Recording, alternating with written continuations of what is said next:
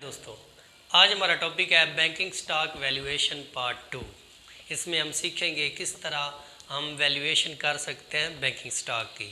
तो जिस बंदे ने पहली वीडियो नहीं देखी बैंकिंग स्टॉक वैल्यूएशन की, वो जाके वो देखे, क्योंकि अधूरा नॉलेज किसी काम का नहीं होता।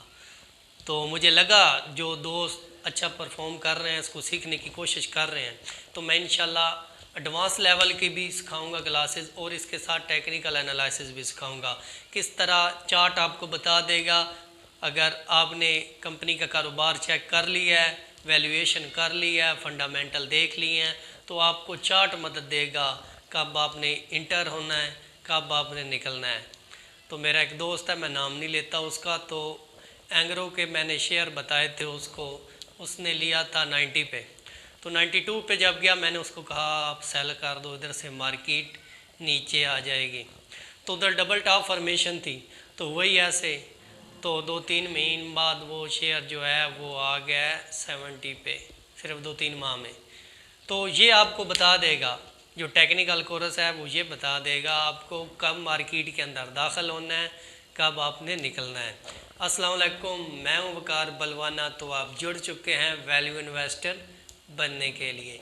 तो आज हमारा टॉपिक है NIM, name, net interest margin. ये नेट इंटरेस्ट मार्जिन क्या होता है?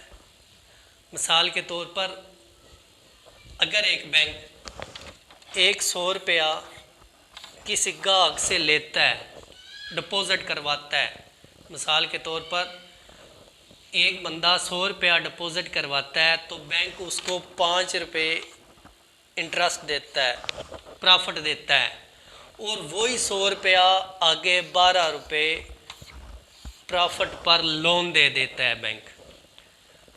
तो इसमें ये बैंक की लायबिलिटी है, इसने देना है, और ये बैंक का प्रॉफिट है। तो इसमें से ये निकालें तो आ जाएगा जी 7। ये 7 को स्प्रेड भी कहते हैं। जो बंदे करते हैं ट्रेडिंग फॉरेक्स में, उनको तो पता होगा स्प्रेड क्या होता है। स्प्रेड फ़र्क को कहते हैं। अच्छा, ये जो प्रॉफिट आ गया है ये बैंक का ओरिजिनल प्रॉफिट होता है। 100 रुपया उसने लिया है, उस पर 5 रुपये तो उसने देने हैं जिसका 100 रुपया है, और आगे वो जब लोन देता है बैंक तो उसको 12 रुपये लेता है 100 रुपये पे। तो उस पर फ़र्क आ जाता है 7 का, जिसको स्प्रेड कहते हैं। ये बैंक का खालिस प्रॉफिट होता है। तो अब ये जानते हैं जी NIM क्या है, नेट इंटरेस्ट मार्जिन क्या होता है। स्प्रेड का तो हमें पता लग गया है, जो उसका खालिस प्रॉफिट होता है, या जो फ़र्क को कहते हैं, जो उसने आगे देना है और जो उसका प्रॉफिट है उसका जो फ़र्क होता है उसको स्प्रेड कहते हैं। तो नेट इंटरेस्ट मार्जिन क्या होता है? अगर बैंक के पास 5 लोग पैसा जमा करवाते हैं, हर बंदा 100 रुपया जमा करवाता है, तो ये कितने हो गए जी? 500 रुपये हो गए। अगर 5 बंदे एक बैंक में 100 रुपया जमा करवाते हैं, तो बैंक के पास टोटल जो कैपिटल हो गया वो 500 रुपया हो गया। तो अब ये ज़रूरी नहीं है बैंक सारे ही उठा के आगे लोन दे दे, पूरा 500 ही उठा के बैंक आगे लोन की शक्ल में दे दे, क्योंकि उसको स्टेट बैंक ऑफ पाकिस्तान के पास कुछ ना कुछ गिरवी रखना पड़ता है। कोई भी बैंक है वो सारा कैपिटल उठा के लोन नहीं दे सकता, ये शराइत होती है उसकी।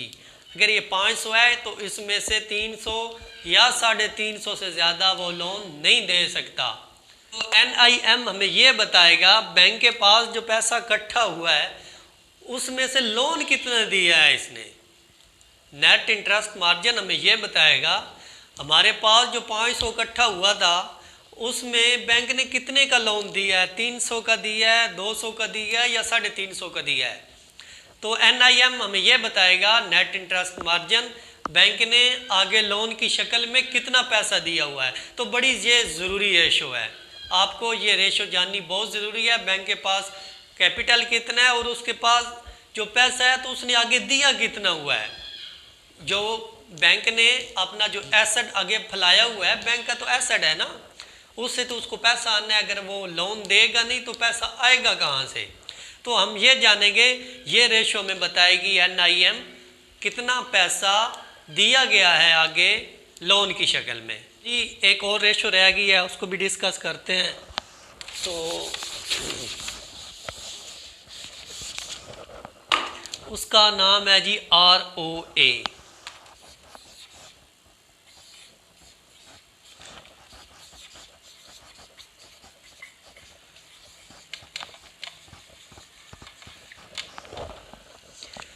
ROA का मतलब है return on asset, return on asset. तो हमें ये जानना ज़रूरी है बैंक के लिए एसेट क्या है और लायबिलिटी क्या है। बैंक के लिए एसेट क्या है और लायबिलिटी क्या है। कंपनियों में ये रेशो तब्दील हो जाती है, उनके लिए लायबिलिटी और होती हैं, एसेट और होते हैं। स्टॉक में थोड़ा सा मुख्तलिफ है, एसेट इसके और हैं, लायबिलिटी और हैं। तो इसमें एसेट जो बैंक के हैं वो हैं जिनको लोन दिया जाता है। बैंक जब किसी को भी, मैं और आप जब भी लोन लेते हैं तो हम बैंक का एसेट बन जाते हैं। बड़ी बड़ी कंपनियां और जब लोन लेती हैं तो वो बैंक का एसेट होते हैं। क्यों एसेट होते हैं? बैंक ने उनसे इंटरेस्ट ले के प्रॉफिट कमाना होता है, जो पीछे हमने रेशो देखी है स्प्रेड वाली। तो लायबिलिटी क्या होती है? डिपॉजिट होता है। डिपॉजिट, जो भी अकाउंट होल्डर पैसा डिपॉजिट करते हैं सेविंग अकाउंट में, FD में और अदर अकाउंट आप कह सकते हैं, तो वो उसके लिए लायबिलिटी होती है। हमने ये देखना है भी जो ROA है वो कितना होना चाहिए। अगर हमने किसी बैंक में इन्वेस्ट करना है वैल्यूएशन करने के लिए तो 1% तो होना ही चाहिए। कि थक्कड़ से थक्कड़े बैंक का ROE रिटर्न ऑन एसेट 1% तो होना ही चाहिए ना। तो जिस बैंक का 2% आ रहा है या 1.7 से लेके 2% तक आ रहा है तो वो बहुत अच्छा बैंक है, उसका ROE बहुत अच्छा है। उस बैंक को वैल्यूएशन करने के लिए उसको अपनी लिस्ट में रख सकते हैं, उसमें इन्वेस्ट करने के लिए। अगर कोई बैंक 2% तक लेके आ रहा है तो वो बहुत अच्छा बैंक है, उसकी पॉलिसियाँ बहुत अच्छी हैं, वो रिटर्न ऑन एसेट बहुत अच्छा कमा रहा है। तो एक और बात आपने देखनी है, अगर जो बैंक है वो अगर लोन दे रहा है तो बांट के दे रहा है या सिर्फ 1-2 कंपनियों को पैसा दे रहा है। मिसाल के तौर पर अगर वो 1000 रुपये का लोन दे रहा है तो बांट के दे रहा है लोन, या सारे का सारा 1-2 कंपनियों को लोन दे रहा है भी जो भाग जाएं, जो कर्जा दे ही ना वापस, तो बैंक को नुकसान होगा और फिर शेयर होल्डर को नुकसान होगा। ये देखना बहुत ज़रूरी है। आपने जिस बैंक में इन्वेस्ट कर रखा है उसकी लोन देने की पॉलिसी क्या है। अगर वो जो बैंक है वो लोन अपना दे रहा है अपनी पॉलिसी के तहत, वो तमाम सेक्टर में दे रहा है, वो ज़री सेक्टर में दे रहा है, वो ऑटो सेक्टर में दे रहा है, वो लोगों को मकान बनाने के लिए कर्जा दे रहा है, तो फिर तो गुड है, अच्छी बात है। अगर वो बैंक 1-2 कंपनियों को सिर्फ कर्जा दे रहा है तो फिर तो दाल में कुछ काला है, तो फिर तो बहुत गलत हो रहा है। आपने ये देखना है, अगर ये तमाम सेक्टर में कर्जा दे रहा है तो बैंक बहुत अच्छा है। अगर 1-2 कंपनियों को या 1-2 लोगों को नवाज रहा है, बड़े बड़े कर्जे दे रहा है, तो आपने इससे दूर रहना है। उम्मीद करता हूँ आपको समझ आ गई होगी। जिस दोस्त को ना समझ आए तो वो कमेंट बॉक्स में पूछ सकता है। तो जिस बंदे ने इस चैनल को सब्सक्राइब नहीं किया वो कर दे और बेल आइकन को भी दबा दे। तो व्हाट्सएप पे आपने सिर्फ मैसेज करना है, गाल नहीं करनी। तो अपना ख्याल रखिएगा। इसी तरह वैल्यू इन्वेस्टर बनने के लिए हमारे साथ जुड़िए। अल्लाह हाफिज़।